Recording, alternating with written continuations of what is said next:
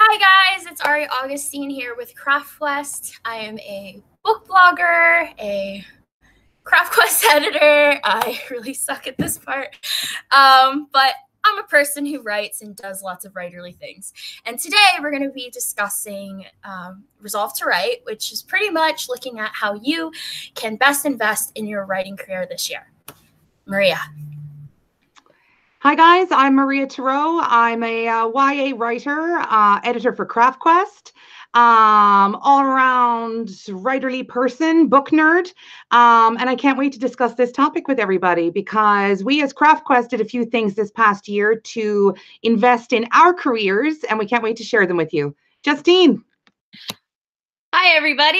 I am Justine. I am an editor for CraftQuest. Wow, it's weird not to say Inkwell anymore. Inkwell is dead. No, it's actually not. Inkwell has just merged with CraftQuest. So yeah, I'm an editor for CraftQuest. I'm a young adult writer and a blogger and anything else writerly that you can think of. I will try to do it. And that's me, Meg. Hi, I'm Megan. I'm usually in a different room, but now I'm not. But I'm a CraftQuest editor. I'm a freelance editor. I'm a Pitch Wars 2018 mentor. I'm an intern at the Corvus Sierra Literary Agency. I also blog and read and try to have a social life. There you go. It's a lot of crap. Mm-hmm. How's that working out for you? This is what's working out for me. It's coffee, just so everyone knows. Not whiskey. No, it's actually not. Okay. Maria, you can start. Sure.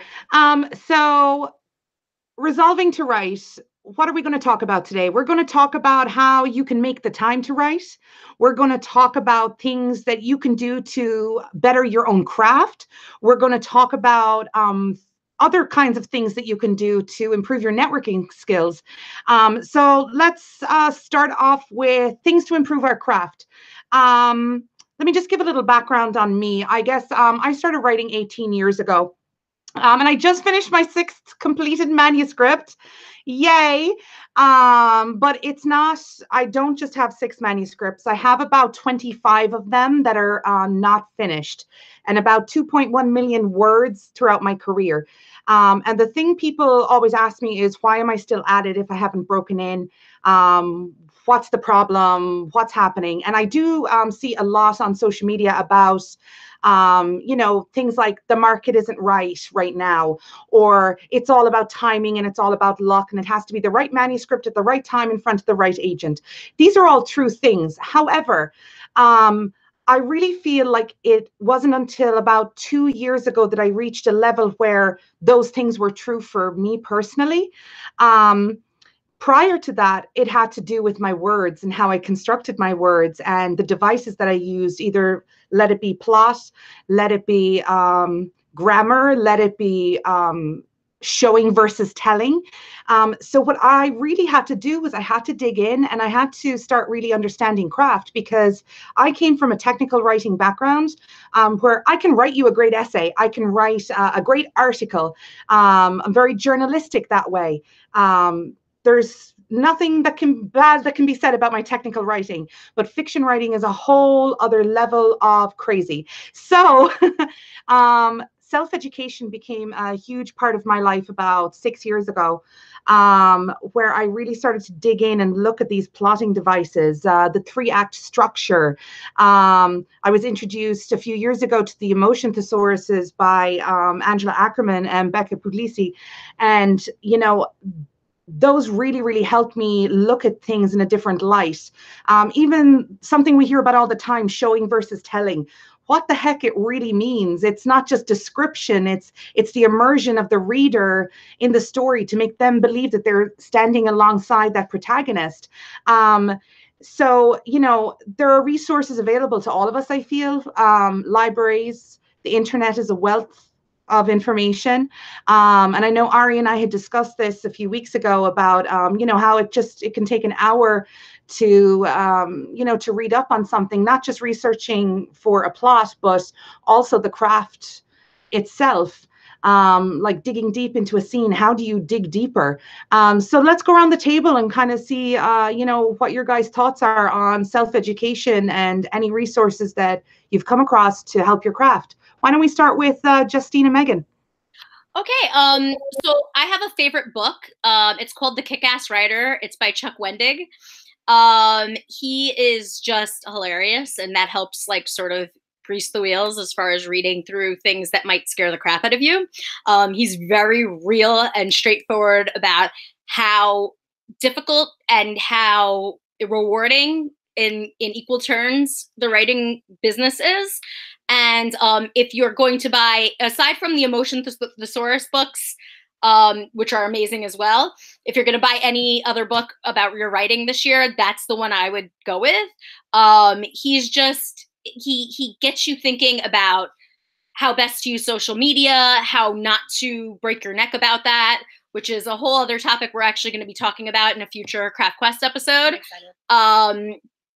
How he talks a lot about like how to market yourself, and even just how to the bare bones of writing too, like the craft stuff that you need to learn. He tells it in a really funny and entertaining way, which that when I read that book, it revitalized my interest in the ins and outs of plot and character and all of those things that we need for our writing.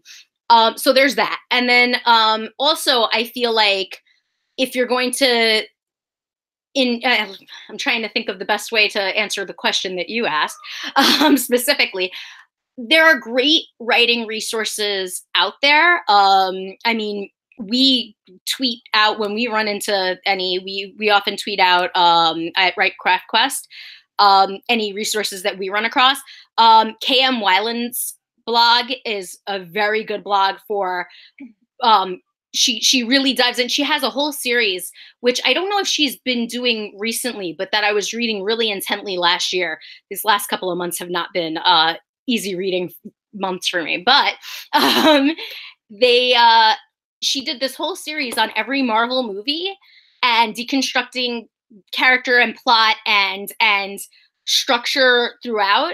And telling what, like, you know, making points about it so you can sort of have fun and like think about the Marvel movies in that kind of writing process way. So, and she also just has like really great books as well about it. So it's something like plotting, workbooks and things. So she's another person that I would suggest to look at.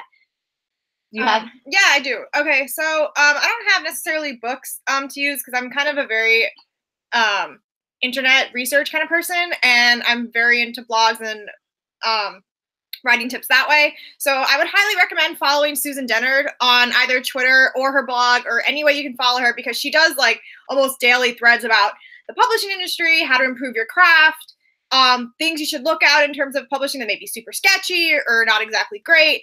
And she's really humble and down to earth and has never really shied away from any of her experiences, which is really cool. If you're into more of like an audio thing, you should listen to the Write or Die podcast by Clarabella Ortega, where she interviews a bunch of authors on different things in the industry. And it's very open Q&A style, which is helpful if you're on the go, and it's also funny, and you get to meet a bunch of different authors and learn more about their work and how they get stuff done and how they plot and their journey. So that's kind of useful if you want to learn more about publishing and kind of the big name authors and how they necessarily weren't always big name, because we all start somewhere. I also really enjoy Julie C. Dow. You should follow her on Twitter too, because she's very honest about her journey. And how, freaking adorable. Oh, she is adorable. She's one of the sweetest people ever. I got to meet her at Book Expo like 2 years ago, and she's really, really adorable. But just, yeah. And I mean behavior-wise. Yeah. Like she's like just sweet. Yes, behavior. Yes, I mean like as a personality. That's what I mean. And yeah, so she talks about how, like, all of the ups and downs that she had. She talks about her books and how they got published. She's just great, and she's, like, very humble, and I feel like it's nice to see that kind of exposure. Can I please? Yes. V.E. Schwab. Oh, yeah, her too, yeah.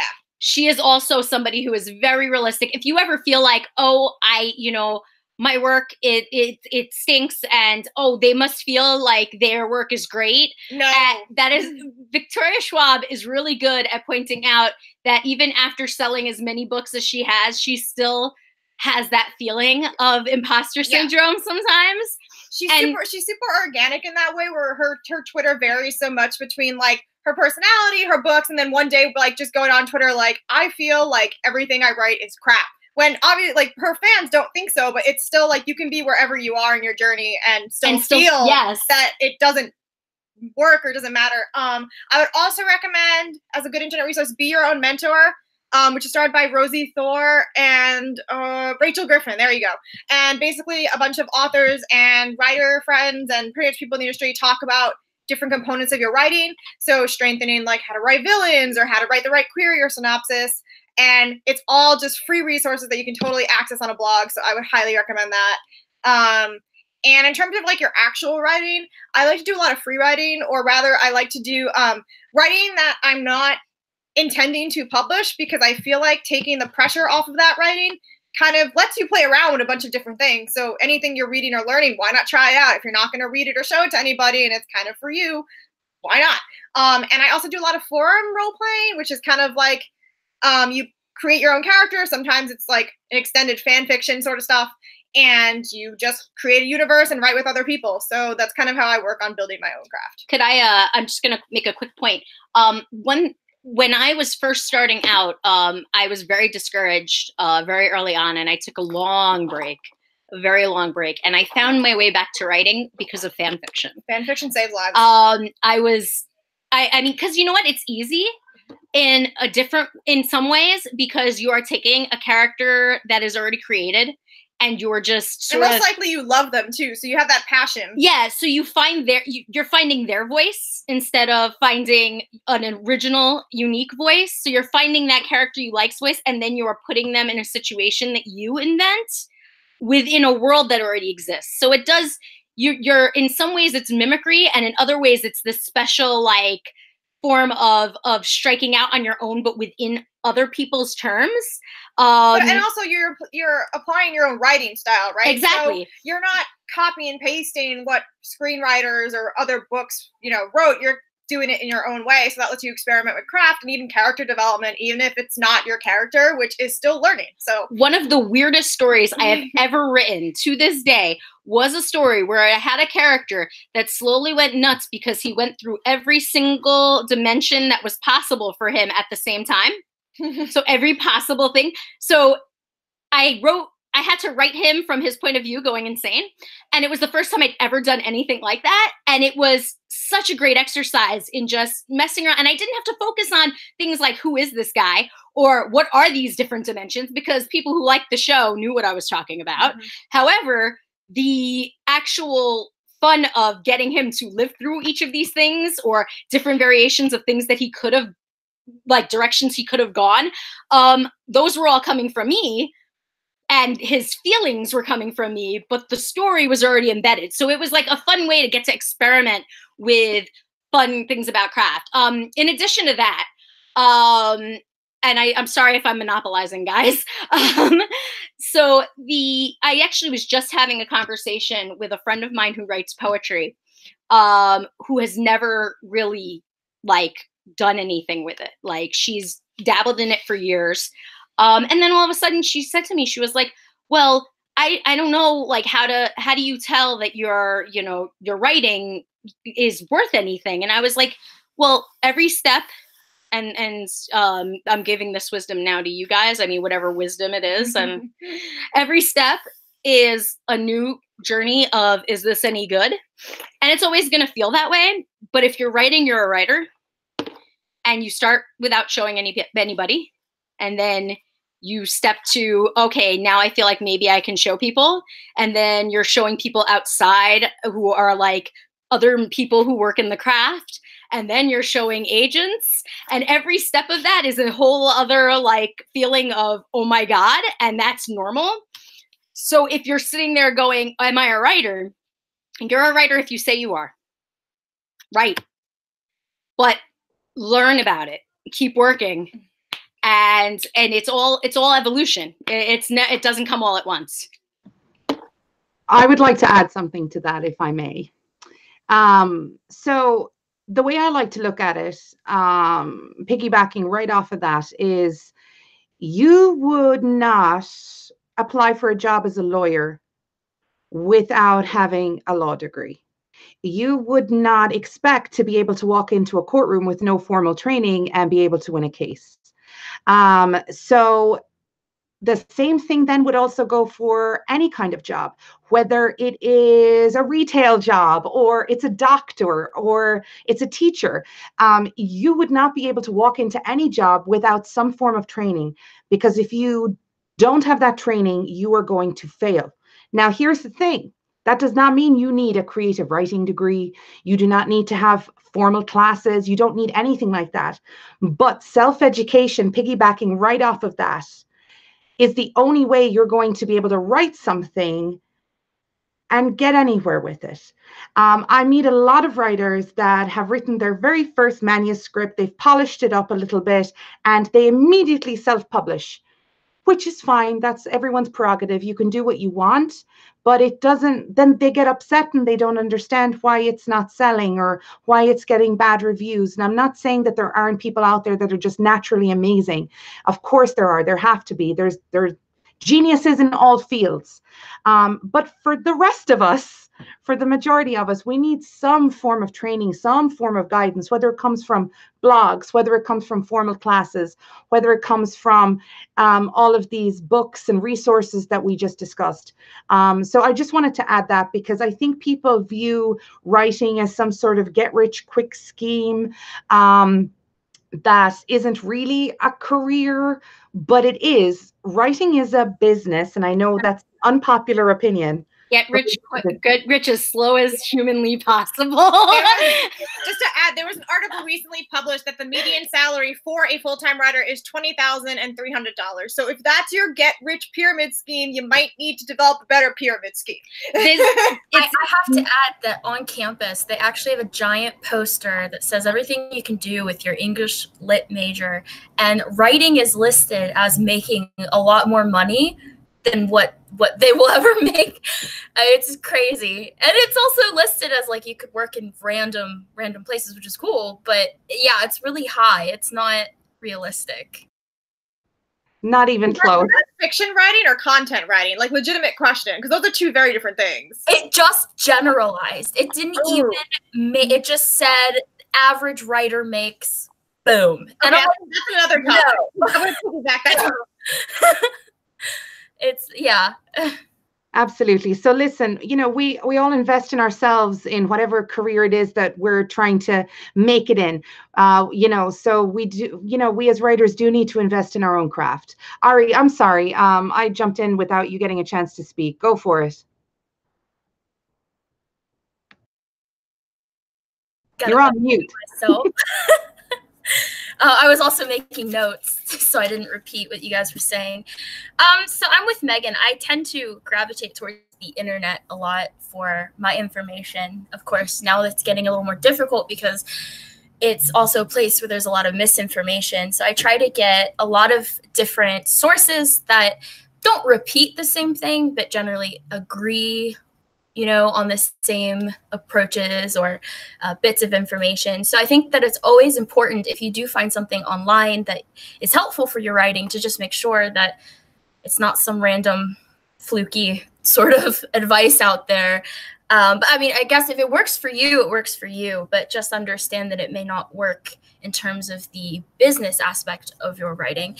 A couple places that I go that are on the internet, or it's a website called Literary Devices. I always mix up my devices, so I'm so nervous today. I believe that every year, at least for me, I go back and I review my grammar. Not that it does me much good, but I go back and I review my grammar. I go back and I review the different devices that I frequently use to make sure that I'm using them correctly and I'm not overusing them.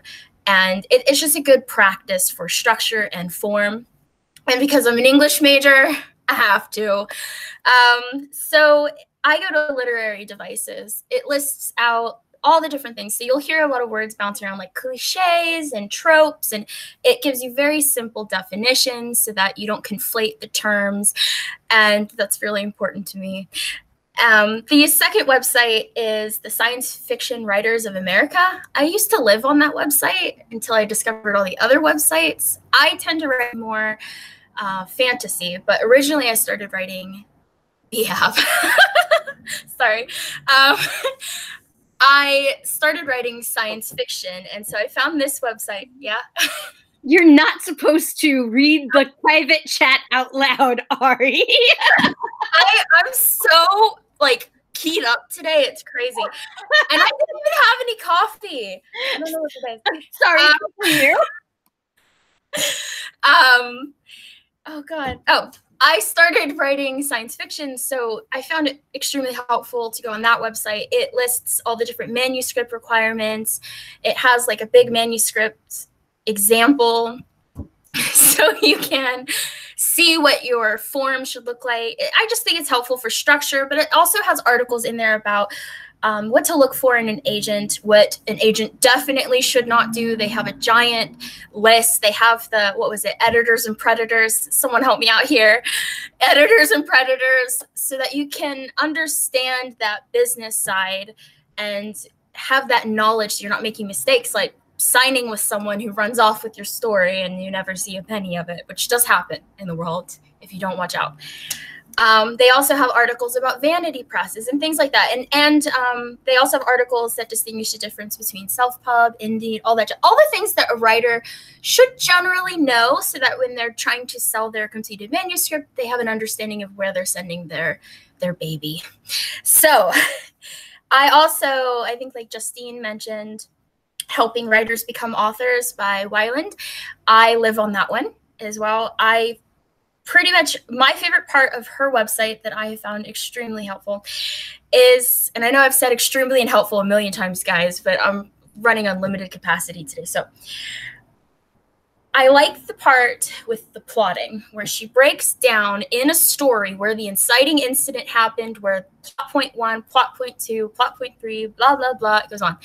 I love seeing the visualization because it helps me see how the story flows and where the rise and fall happens. And I think that's my favorite part about her website, because I'm a visual person, and sometimes when I go back and read, I need to see. Yeah. She also has a really great character arc chart too that she does about all of the different intricacies of like the external conflict and their internal conflict. And that's also another great aspect of her site. Sorry, I just get excited about these things. Go ahead, Ari. I love that she talks about how external conflict doesn't have to be like a bomb blowing up in the sky. It could be something much more subtle than that. And she gives you examples, and you're going to be excited. But yeah, love her website. Now Novel is also a site that I've gone to occasionally, but I give you a warning. Their articles are really short, so if you need more information than a quick overview, it may not be for you. But if I'm in a hurry and I just need to refresh my brain or reassure myself that I am not an idiot, I go on there and just, when you start to feel like you just don't know what you think that you know, and you just don't know anymore. So I go on there, and they have a lot of general articles on like plot points and character development. It doesn't really go into deep description, but it gives you examples of like kind of like Weiland's site, only not as long. But that's one I go to when I'm in a hurry and I just need to brush up on some stuff. And I will put all these links down below. But my ultimate favorite, and I'm sorry, but is Well Storied by Kristen Kiefer. I am terrible with last names. Kristen. Her website I go to frequently because when I started moving from pantsing to plotting, she has stuff on there for everybody, but she actually goes through the different types of outlines that writers can use, the Freytag, the hero's journey, there's like a whole bunch of them, but she goes through all this information and really puts it out there in a step-by-step manner that's easy to read and understand. She also has a podcast that tells you everything that you're reading. So it's really cool that if you can't, if your eyesight's not great, or if you just don't have time to like read it, you can just listen to the stuff that she's telling you. And she gives you great examples for each story that she talks about. So if she's talking about the inciting incident of a story, she'll give you examples of different, just kind of like Wyland does, only it's laid out a little bit differently with more visuals. I'm visual, so I like pictures. And I like her website as well because she offers free courses to learn, free workshops, free workbooks. I've actually used one of her workbooks before, and they're fairly helpful. So it's a great place to kind of go, just like helping writers become authors, to really kind of dig in and see, just learn. Part of being a writer is learning. It's one of my favorite parts, actually, of the writing process is the research and the learning, and just finding out things that I didn't know before. Now, some of the more physical things that I've done outside of the internet to really help for me, I hope they help you, is like Maria said, the library. The library, come on, guys, it's free. In some places of the world, it's not free. And not that long ago, the library was only reserved for the rich. So take advantage of the library. You can look it up on the catalog. You can speak to librarians. My library in particular, I can request books, be like, yo, librarian, we need this book in here. And they'll go and order it. I've actually had them order a book that I've recommended before, if I justify it enough. And so that's something you can do. If it's not, if it's not there, you can always ask your librarian, is there any way we can order this in? You can also look up writing groups in your area. I've tried this. It's been hit and miss for me, but I've heard other people say that it's been helpful for them, going and sitting in a writing group. Depending on the structure of the group, sometimes they'll just discuss writing and do some prompts. Other times you'll actually do a sit-in and do a lot of writing. I think there was one I did in Pittsburgh. I loved it. It was great. The one in Seattle, not so much. But it's all about finding the group that works for you. So you have to make sure that you mesh in with that group well, that they're not necessarily at your level, but that they're in a comfortable level with you, and that you're able to have an equal exchange of learning. It's a lot like if you take a class that you already know all the information in, it's not going to benefit you. So you want to take a class that's slightly harder. You want to find a group that's going to challenge you, but you don't want a group that's so far up here that you're just not going to, get it. So find your people in a group locally and just try it out. And that brings me to my last point, which is just to talk to writing people. Do not be afraid to ask questions. We've all heard this phrase, there are no stupid questions. And of course, we all think, yes, there are. But no, there's not. We were all newbies once, and we all have questions. So don't be afraid to talk to people, especially if you're in the process of writing your novel and there's information that you need and you feel like maybe you're uncomfortable speaking to somebody about it. For example, if you're writing a character of color, but you're not a character, not a person of color, do not be afraid to ask someone, appropriately, questions. Frame them in a sensitive manner. But don't be afraid to ask professors. I've interviewed like 4 professors for my Japanese background. And don't be afraid to reach out to professionals. You have nothing to lose. If you know someone who is an expert on a subject that you're putting in your book, say you're doing mental health, which is a topic we all should really talk about. If we are doing a topic on mental health, and you don't know much about any specific condition or disease, not disease, but condition, we'll just say condition, you can reach out to a therapist, or a counselor, a psychologist, someone in the field, and actually speak with them on that subject. A lot of time, Inkwell. You can also just ask Inkwell or CraftQuest. Well, Inkwell, that's left over, and CraftQuest. I'm so tired today. You can talk to us and ask us questions if you have them. So that's I'm going to end it there because I'm going to go on forever. Just to kind of, she got me. I love everything that you said, to be honest. And, when we talk about asking questions and when we talk about, being on the internet and, researching, I would just like to caution that asking a general blanket statement via social media for anybody who might be able to see it, is probably not the best way to research something, whether it's a writing device or for something else within your book, because what you're getting is a generalization of other people that might also be struggling. So as Ari said, reach out to those that you know have experience, like CraftQuest, people ask me questions all the time. I'm always very happy to answer them. I did have to close my my DMs, unfortunately, on Twitter because of some crazy content that was coming through. But I will probably be reopening them again soon. But you can always at me or Justine or Megan or Ari, and we'd be happy to answer your questions. So with that, we've talked a lot about self-education, but there's other things that we can do as well. And Justine has something to say. Investment of time is another thing that you can invest in yourself as a writer. Yeah. A big part of resolving to write for me is about setting aside that time, because you need a lot of, you don't need a whole lot of time, but you need time for several different things.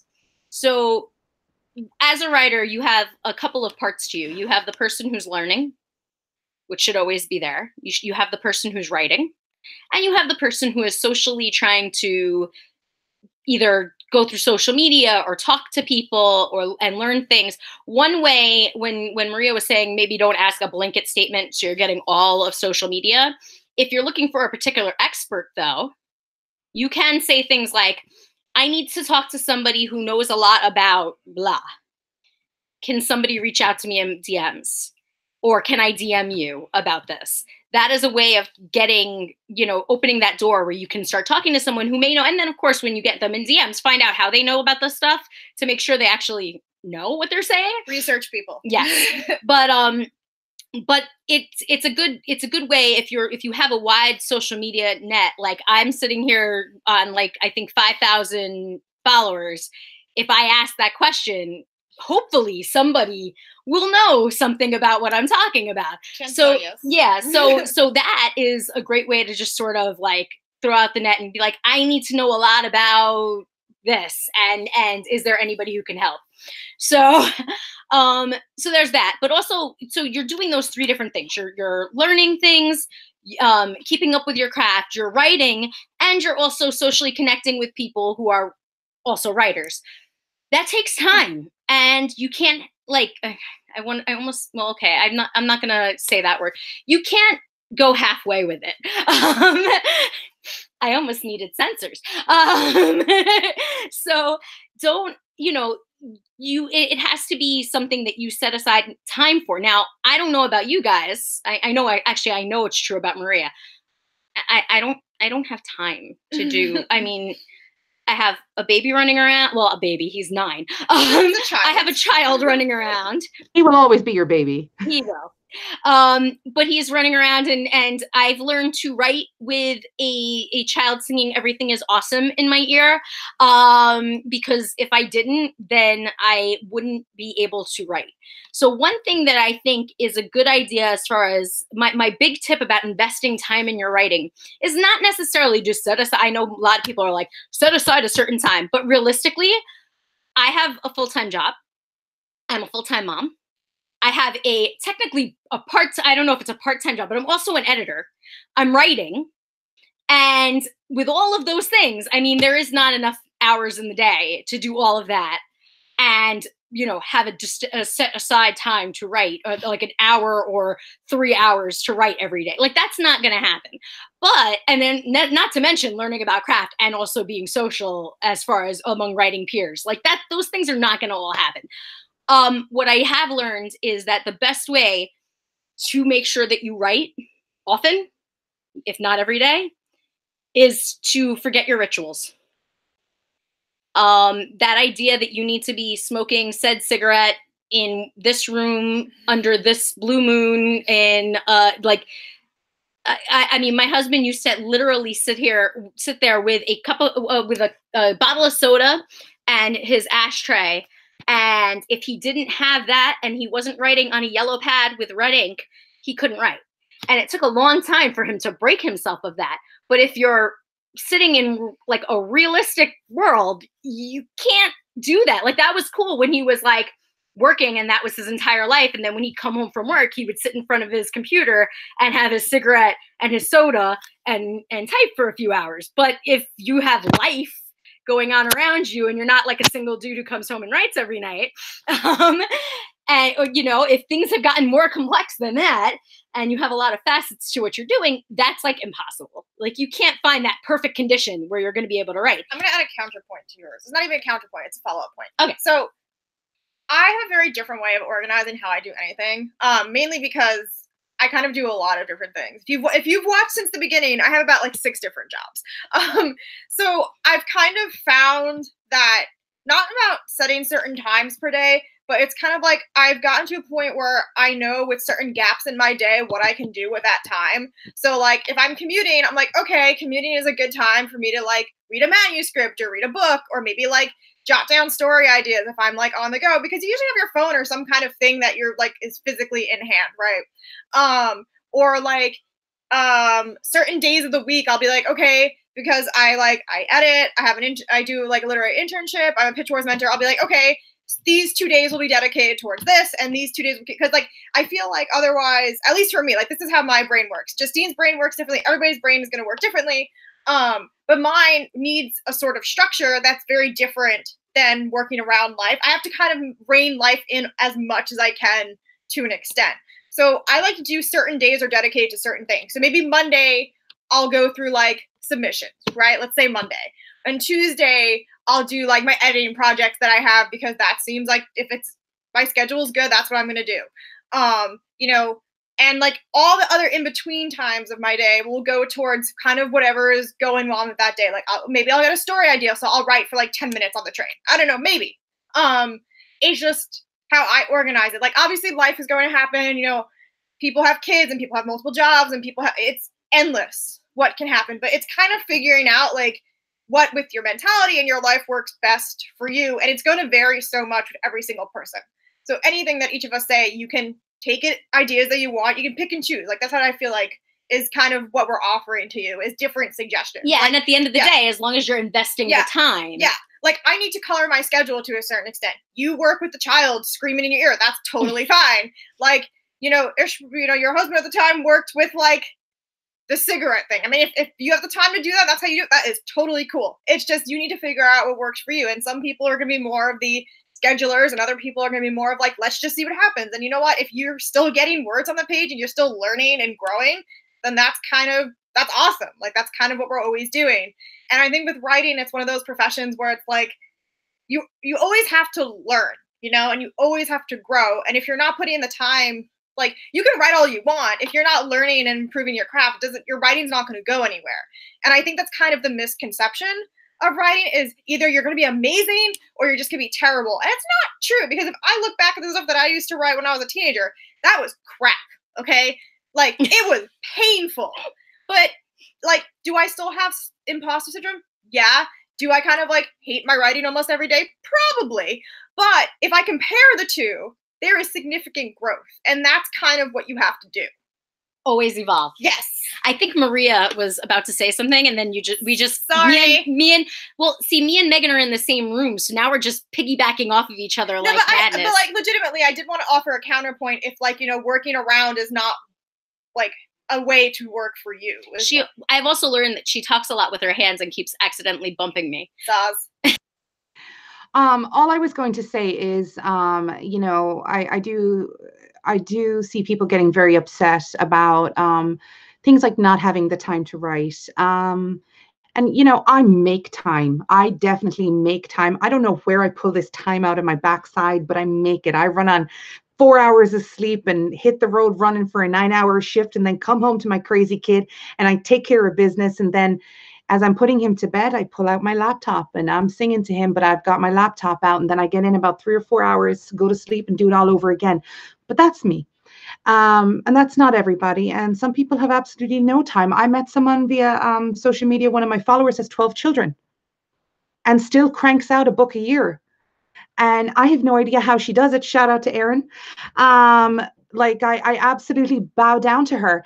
And, you know, it's just one of those things, and people get so upset that they can't crank out a book a year, or it takes them 10 years to write a manuscript, and it doesn't really matter, because some of these people don't work. Some of them are kept people that don't have to have a job, and they can crank out a book in 30 days. I meet those people as well, and I'm like, you are living my best life right now. So it doesn't matter how the words get down, so long as you get some words down. It can be in a notebook. Dee Poirier, she doesn't even type up her novels. She handwrites them. It's insane. I don't know how she does it, and then she just types them up for editing. She's incredible. So everyone do that. I did too. Taking them from notebook to computer is super fast, because you're like, wait a minute, do I really need to type this? Is this what I needed? Is this good? You're very compact in your thoughts. Absolutely. There are times when I'm kind of stuck and I switch from laptop to notebook, but so everyone's process is just so different, and you do have to make the time. And it doesn't matter how you spend that time, so long as you get some words down.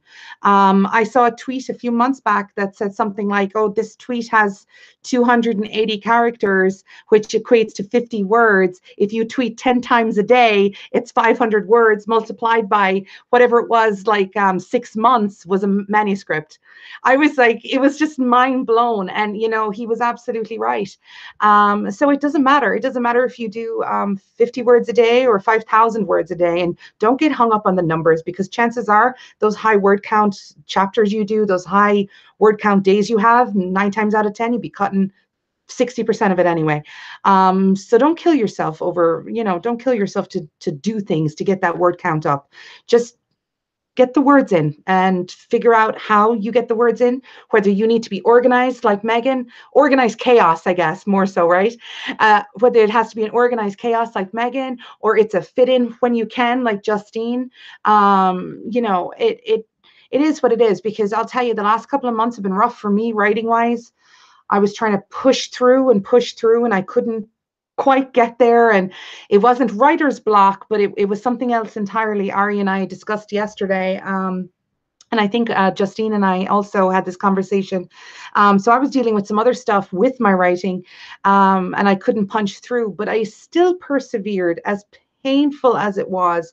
And I think on average, it was 500 words a day for the last 3 months. And then I was able to finish the manuscript yesterday, which was exciting. So take it small. Self-care is important, and realize it will get done. My first manuscript took 7 years. It was also a behemoth, and I don't recommend that to anybody. I'm sure people know the story. It was almost 500,000 words. We won't get into it.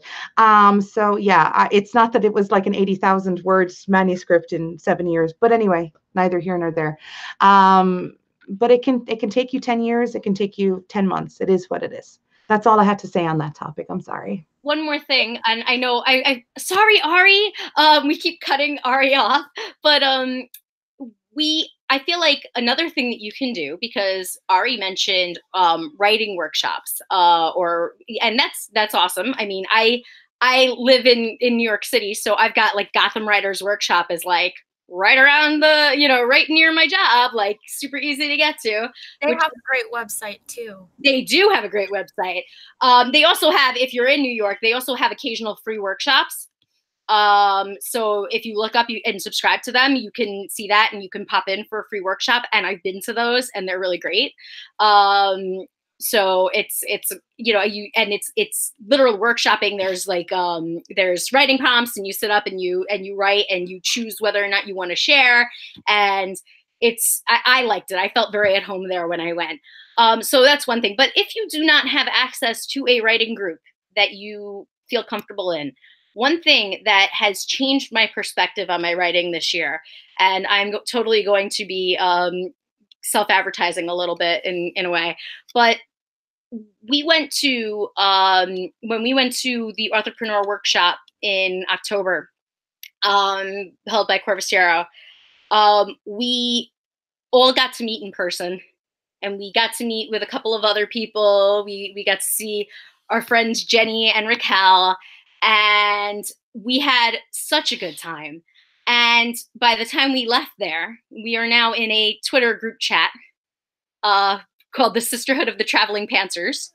And we trade ideas and talk about pitches and talk about plot points. And we spent, I mean, and also just our lives, just regular things, but like different things.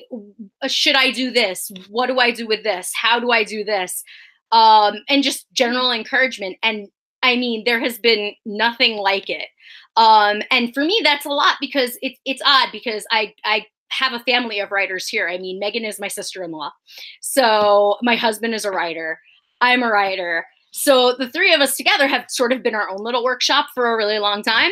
And while that has been awesome, we're also used to each other's perspectives to a certain extent. And also have been raised in similar situations. So we also have very similar perspectives on a lot of things.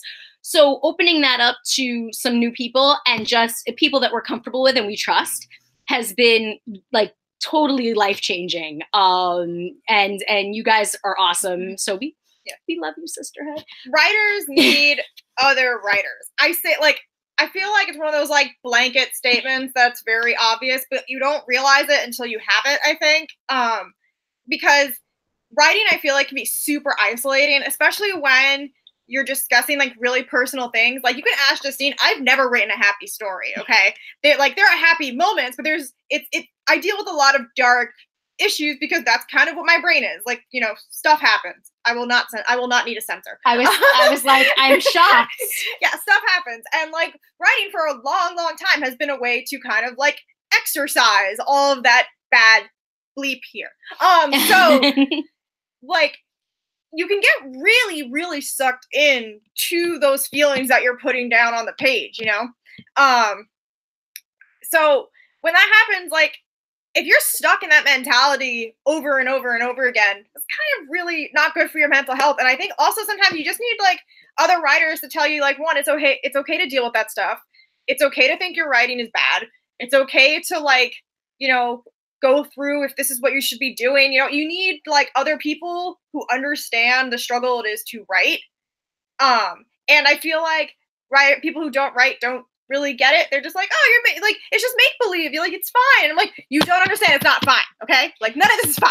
And if you're doing, it's so hard to put words on paper. Don't you just sit down and write? No, it cannot be. Wasn't it Hemingway that says you sit down and you breathe on your keyboard? Was that? you breathe. Yes. If I could, I would. If I could do that, if I can do like some ritual and the words would appear, I would have done it by now.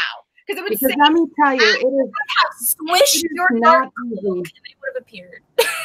If you're doing it right, I feel like if you're doing it right, pulling the words out is one of the hardest things you can do because you are laying yourself bare on that page. If you are doing it right, you just leave pieces of you hack them off and you just lay them bare for everyone to read. That's where the connection comes in with the reader. And yeah, I just had to say that. I don't know why. Also, I just wanted to add in real quick before we jump to Ari, that I know a lot of people out there are talking about conferences, and we talked about writers' workshops and things, and all those things cost money, which I completely understand. Now, it's not something, you know, it was expensive. We all spent quite a bit of money to go to that workshop in New Jersey in October. But, you know, there are some conferences out there I would love to go to make those networking connections, like the Writers Digest conference in Manhattan in the fall. That would be amazing, but it costs an arm and a leg. So I've started a little conference jar, and I'm sure everyone else can do it too. You can put whatever contribution you can into it on a weekly basis. If you can put $20 a week into a jar for 6 months, we'll say 10 months, you would have $800, because I can't math.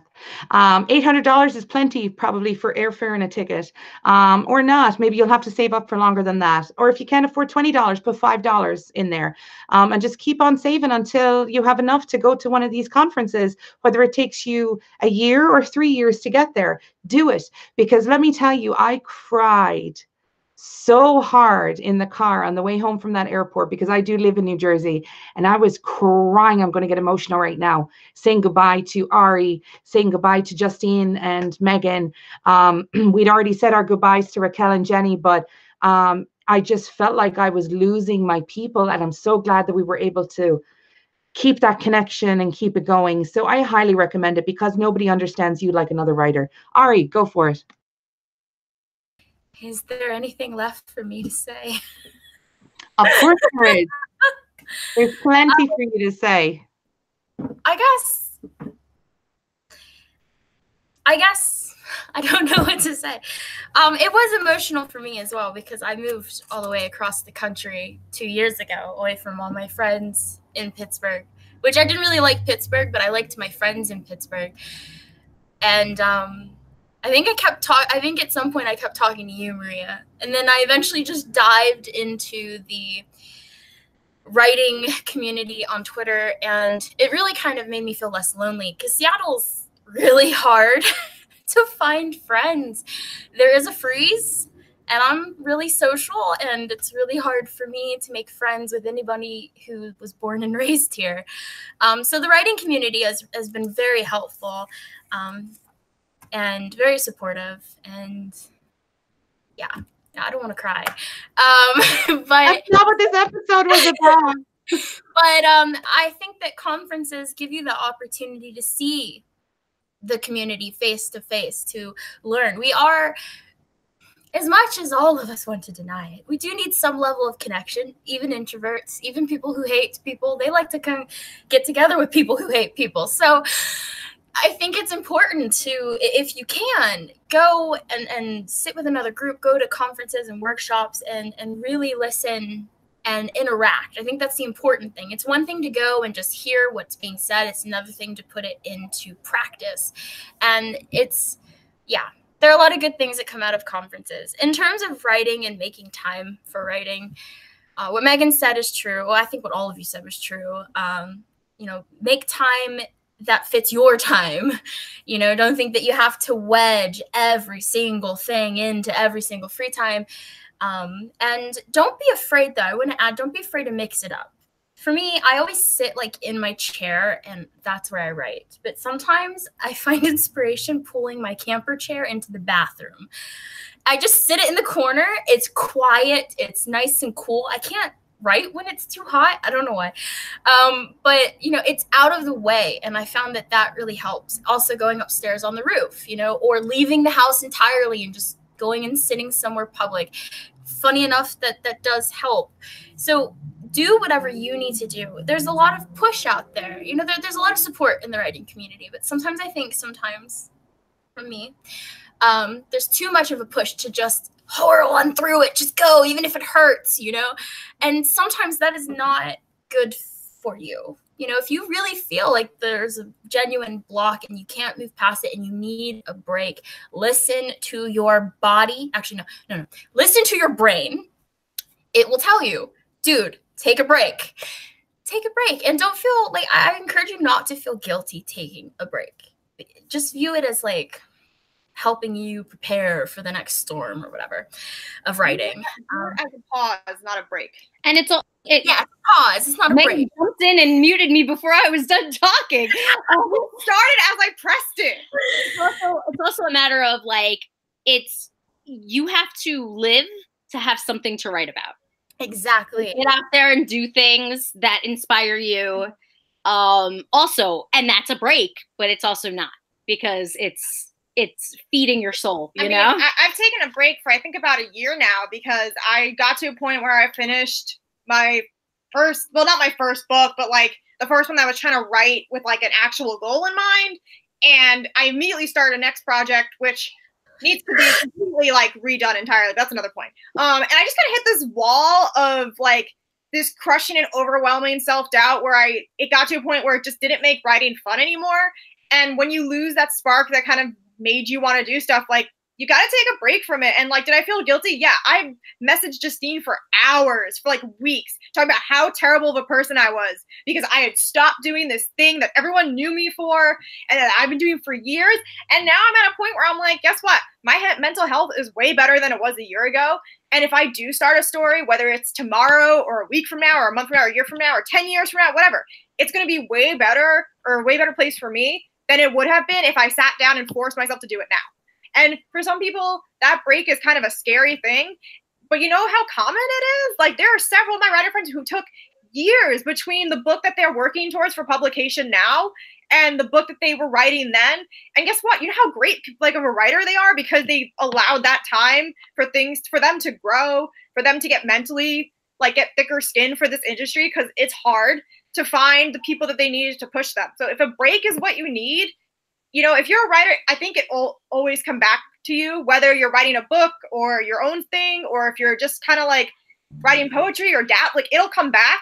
And if it doesn't, then maybe that just wasn't for you. And that's okay if you change, like you grow and you change. And I don't think that you should like blame yourself for changing. Like that's who we are. Like that's what happened. You know, preach. There's a school of thought that says that you will, if you are meant to write, you will write, and it will, you know, you do it because you have no choice. Mm-hmm. And I do feel like that's true, because even when I wasn't formally writing, like I've taken one of those breaks you were talking about, I found courage in writing again because I had my son, and it was extremely difficult for me in the first couple of months of having my son. I had postpartum depression, and he had colic, and it was a mess. And after I got through that period, I thought, if I could do this, why am I so scared to put words on a page? And it got me, I got back into it, but I took one of those long breaks, and I mean years. And it was then that I started my online presence and all of that, because before that I was just sort of doing it on my own. But I'm trying to get my words together here. Sorry guys. After I took that break, even when I was taking that break, I was writing things just unofficially. Like I'd write like journal entries or things like that, because I just had no choice. Yeah. Like I feel like even you were saying every now and then you get a story. I mean, I have notes that I've jotted down on my phone. Have I gone anything with them? No, but they're like little spurts of stuff. And I also think, like, just as like another tidbit is, even if you stop writing, I think that creative part of your brain never leaves. So you can always apply creativity to other things that are able to do. I mean, there are a lot of editing, like even maybe taking a different approach to your job if you're in like marketing or content. Like, you know, creativity doesn't just die if you stop writing. There's no way to, like, I don't think it leaves you. I think it maybe just transfers, like the transitive property in math, right? Okay, A plus B equals A. Look, it's the one thing I remember, and it's probably wrong, but whatever. The transitive property of math. I am actually not math and science were not my degree, but that's not the point. But anyway, I just think that you can apply creativity to other things. And even if you don't write, it doesn't mean that those skills dry up and die. No. Can I segue onto that? Do it. So I had to take an editing break because I was having a meltdown. I was talking to Maria about how I wanted to pick up my device and throw it out the window and then set it on fire and then watch everyone complain in Seattle because it's a fire hazard. But I really, really like just crashed and burned and then died in a hole, and I was really upset. But it felt better to make notes in Google Keep, and it felt better to do aesthetics and stuff like that. And I was still using that creativity, and you can still be productive without writing. I know that there's that quote out there that if you're writing, you're a writer, and that kind of implies that if you're not writing, then what are you? You're still a writer. If you're doing anything creative, it's a craft. There are multiple, pathways in that craft. It doesn't mean you have to put words on the paper all the time to be a writer. There are lots of writers who take pauses between books. So you can do multiple things in those breaks, and it may not be writing per se, but you're doing things that are related to your craft. Even if it's just research. I can't tell you how many times I've gone online and just reread a bunch of articles on just researchy stuff that I needed for a project or a future project or an old project, and it's perfectly fine to take that pause, as Megan said, and just divert your energies somewhere else for a while. It really is helpful. It helped me because, my perfectionist hole of doom has lifted. I can't hear you, Justine. We were having a minor debate because I was about to say something, and then Maria turned on her mic, and she scolded me for not letting other people talk. So no, go for it. No, you. No, I was about to wrap it up, so you go for it, Justine. Okay, I just thought of another resource that I use. Pinterest. Yes! Aesthetics count as brainstorming, and it's still creative. I'm just going to point that out there, because there are a lot of people in the community that don't think that's valid. Go. They have, yes, aesthetics, wicked aesthetics. On what day are we going to do it now? That hashtag, Ari, that's your hashtag? The wicked aesthetics. We're going to keep it on Friday this week and see if posting earlier, like the night before, kind of scheduling at midnight, will be better. Or did you ask me what it is? Oh, no. It's your villain aesthetics. Yeah, it's for villains. They need and it has a prompt every week, so I just figured I'd throw in an advertisement for you. But on top of that, Pinterest has a lot of writing prompts. That's true. A lot of collections of like little starter sentences, or if with different topics like angst starter sentences, and they'll just like throw out a list, and you can just like eeny, meeny, miny, and then like start a story. They have a lot of character inspirations too, which is useful. And writing tips. Yeah. Pinterest is actually really useful. Actually, if you and so again with my self-promoting, not meaning to do this, I actually have on. If you go to my Pinterest page, which is Pinterest Justine Manzano or whatever, and it's I have folders, writing prompts, writing tips, boards rather. Sorry, not folders. It's Pinterest lingo. And writing prompts, writing tips, character inspiration, and writing research. Weapons, I think I have a board for, all kinds of stuff that I've collected over time. And I haven't even been on Pinterest that long, but I kind of became a fiend when I was on there because I loved the like writing related stuff there. Sure. So I have like a ton of boards that are writing based. I also have a lot of boards that are like geeky, and so if you don't like that, just follow my specific boards. But because you might get inundated with like Batman stuff. But I have like a ton of writing tips and writing prompts and stuff, and just random research bits that I find that I have like a writing research folder. I have a mythology one. So you just like if you're interested in that, like, or you want to just dig into that stuff, like. I'm going to self-plug too, because I realized I started doing this thing without realizing it. So my Twitter, it's at Megan_Manzano. It's probably linked somewhere at the bottom of this video. I started accidentally doing like weekly threads about writing and publishing. And they're good. And I don't have a day. They just pop up. So if you want to follow me on Twitter, they do pop up. I just did one about self-compassion versus self-care. So that's a cool thing to check out if you've been having self-doubt lately. And that's the last thing I'm going to say. I want to add that like every time I turn around and I'm in a hole, Megan posts something and it's like, oh, and I'm like, oh, finally some hope. I love you. Because you don't just write like one little short thing. Oh no. I break down issues and then I give solutions, because I feel like if you're in the writing community, no matter what stage you're at, you might need a refresher. So break it down. I really wish you'd write like a self-help book for writers. We could do that. Like seriously. Did we just have an idea? I think we did, you guys. We just CHIT-CHAT Chronicles. Yeah. Indeed. So guys, it's been real. We've talked a lot about resolving to write and what that should look like.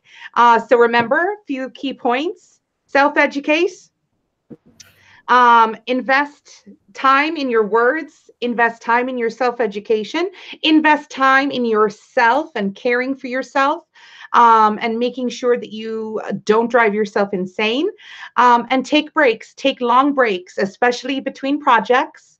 as I'm about to do. And check out our website, www.craftquest.org, and have a look at our services on there, because we are looking to fill some spots for February and March of 2019, and we'd be more than happy to take a look at your work for you.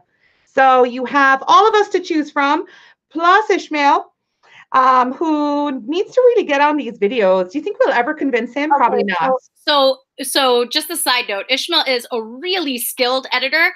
Yes. Who has like crippling social anxiety. So that's my husband. He is very, very good. Maria can attest. Yes. But he doesn't like to talk. So I can't even him like a really cool mask that he would.